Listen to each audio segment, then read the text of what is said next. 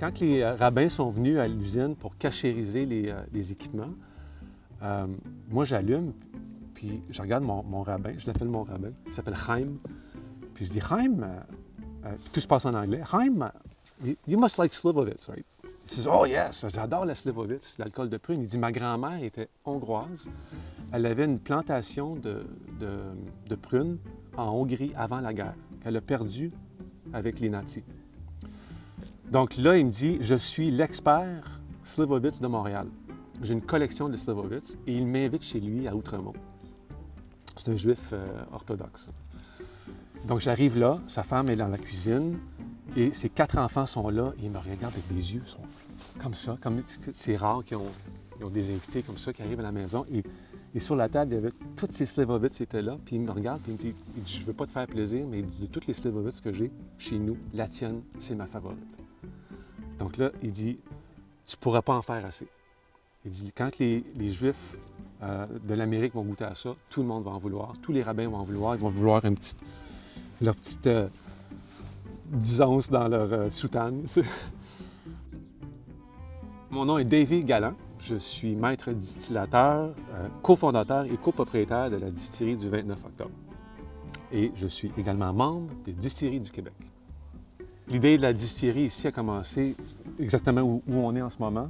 J'ai planté un vignoble et puis dès la 2e année que j'avais du raisin, je ne voulais pas jeter le marc qui en résultait parce que je trouvais que c'était une perte de matière première intéressante.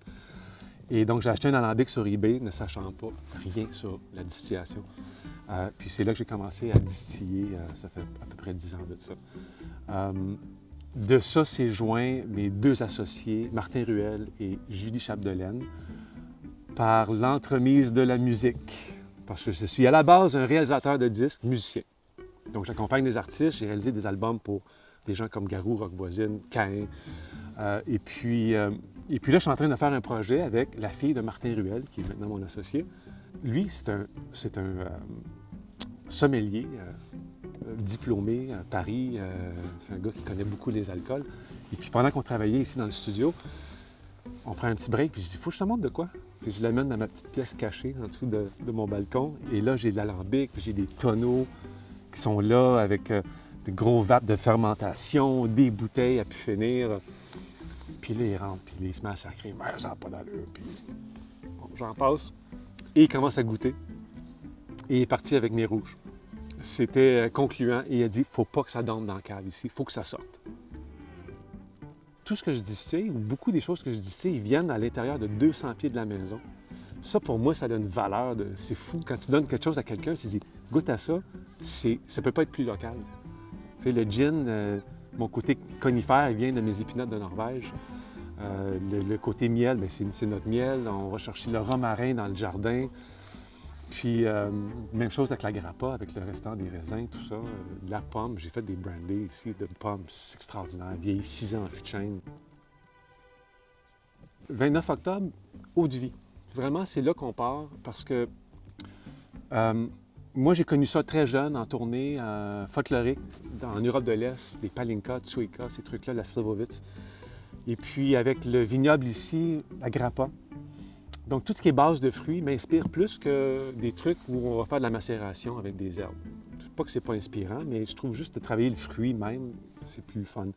Donc, on a des produits comme la Slivovitz, justement, la Sliv, le grappin, qui est un brandy immature de raisin.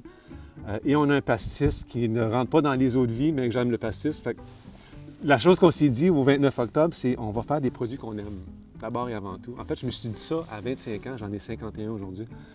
Dorénavant, dans la vie, je n'en fais que ce que j'aime. That's it. Chose qui est un peu différente avec d'autres distilleries, c'est qu'on a décidé de prendre un virage cachère, donc offrir des produits justement cachères. Et la raison est simple, personne d'autre le fait, c'est trop compliqué. Donc encore là, on est un peu unique. On sort des sentiers battus pour se donner du trouble pour faire des produits d'abord pas tant connus, à connaître, à découvrir, mais cachères en plus. Mais cachère, pour moi, ça veut dire qu'on peut sortir du Québec puis offrir nos produits autant à New York, Brooklyn, qu'en France, qu'en Australie. J'ai de l'intérêt de l'Australie, j'ai de l'intérêt de l'Espagne pour ces produits-là parce que personne ne le fait de façon cachère. fais des hydromels. Écoute, je prends mon hydromel, je le mets dans des fûts de chêne, je le fais vieillir 1 mois de temps. Ensuite, je prends cet hydromel-là, je la distille, puis je fais une eau de vie de miel avec. Puis mon fût qui est vide, qui a eu le miel dedans, je mets du brandy de pomme dedans pour vieillir 3 ans. Ça fait un produit extraordinaire, ça. Alors, on se donne la peine de faire des trucs qui sont vraiment... disons que j'ai toujours preaché qualité par-dessus quantité, puis on va continuer finalement, c'est ça. Au grand peut-être détriment de mes associés qui sont plus à faire, qui me retiennent un petit peu des fois, ils me mettent une laisse autour du cou et ils disent là, il faut que tu te calmes.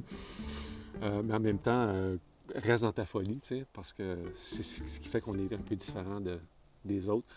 Je dis ça, mais tous les distilleurs là, qui sont là, ils sont tous fous. Dans le bon sens. C'est toute une gang de fous.